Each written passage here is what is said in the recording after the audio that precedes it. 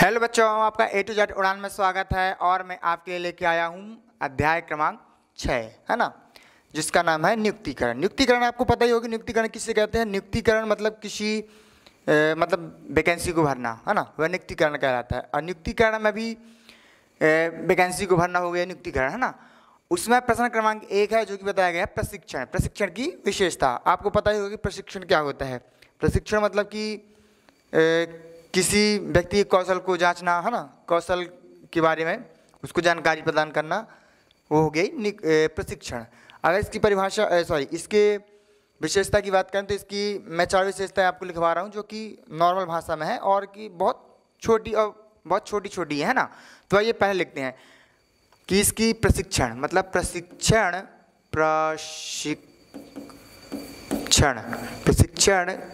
की विशेषता, है ना, विशेषताएं। पहले पॉइंट की बात करें तो जो प्रशिक्षण होता है यह एक सतत प्रक्रिया होती है ना, यह एक सतत प्रक्रिया है। प्रशिक्षण अगर इसके अपन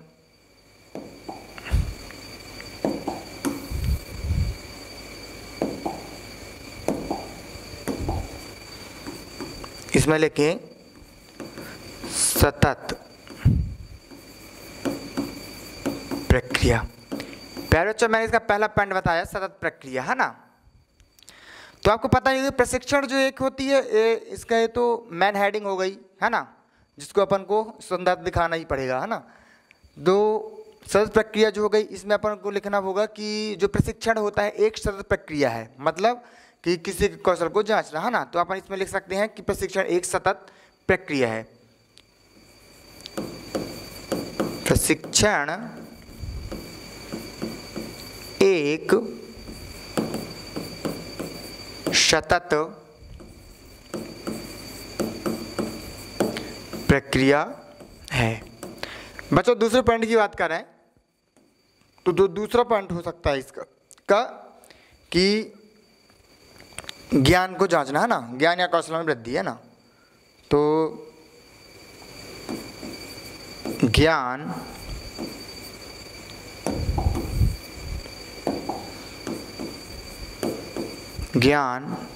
व कौशल।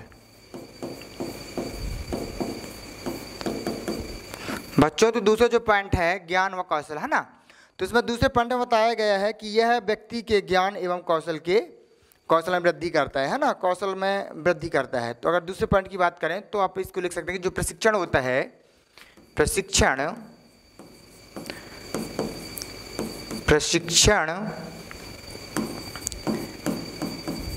व्यक्ति के ज्ञान व कौशल, ज्ञान व कौशल, है ना, ज्ञान व कौशल में वृद्धि करता है। ज्ञान व कौशल में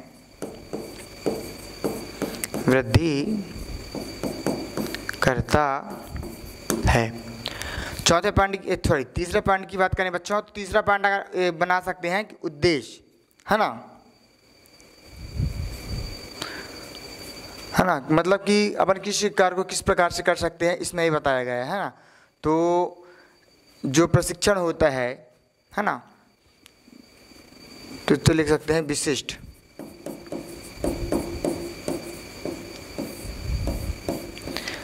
तीसरे पॉइंट की जो अपन हेडिंग लिख सकते हैं विशिष्ट, है ना।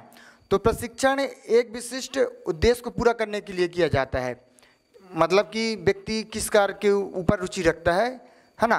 तो इसमें अपन लिख सकते हैं विशिष्ट, या अपन रुचि लिख सकते हैं रुचि की। रुचि मतलब कि प्रशिक्षण किसी विशिष्ट उद्देश्य या रुचि को पूरा करने के लिए किया जाता है ना। इसमें अपन लिख सकते हैं रुचि।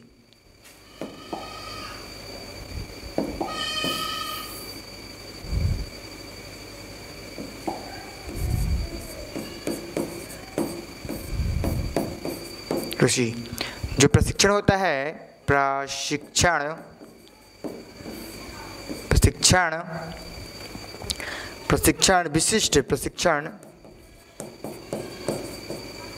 विशिष्ट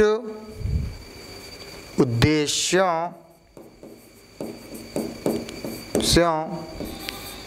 की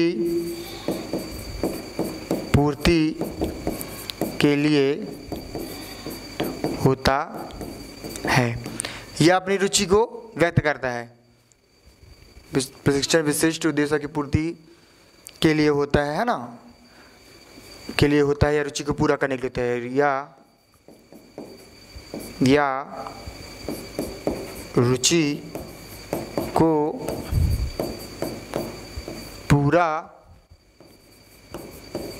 करने के लिए होता है। प्यारे बच्चों, चौथा पॉइंट की बात करें अपन तो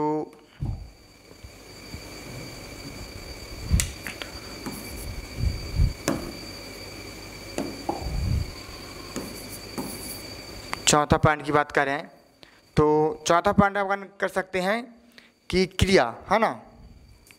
अपन लिख सकते हैं चौथे में क्रिया। तो बच्चों जो क्रिया होती है प्रशिक्षण या सिखाने की एक महत्वपूर्ण क्रिया होती है कि अपन को किस प्रकार से अपने ज्ञान एवं बौद्धिकता की जांच करना, है ना। यह लिख सकते हैं क्रिया। तो क्रिया में प्रशिक्षण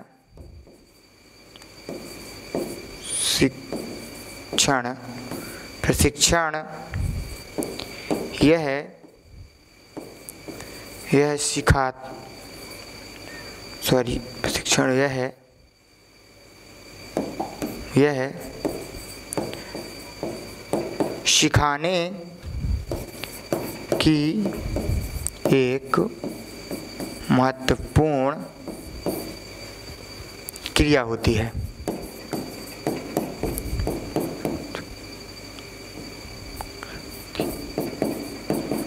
प्यारे बच्चों, मैंने इसको अपने सरल भाषा में समझाने की कोशिश की है। आई होप आपको ये समझ में आया होगा। आप इसको नोट कर लें। ये 4 नंबर का आएगा बच्चों, तो आप देख लेना। 1 2 3 4 मैंने 4 पॉइंट ही लिखवाए हैं। धन्यवाद।